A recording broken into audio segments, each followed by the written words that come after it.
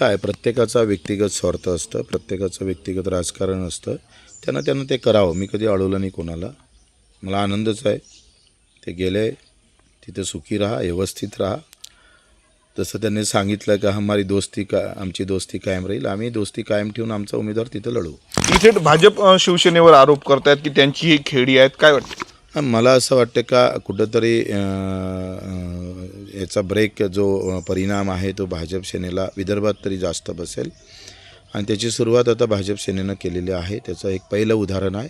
होऊ शकतं असे काही प्यादे अधिक जाणार आहे, पण सामान्य कार्यकर्त्याला घेऊन लढे आपण अतिशय ताकदीनं लढू. मग काही मतभेद होते का राजकुमार पटेल तुम्हाला? राजकुमारच्या आमचे मतभेद असूच शकत नाही. राजकुमार अतिशय दिलदार माणूस आहे. त्याच्या आजूबाजूच्या सवंगड्यानं केलेलं काम आहे.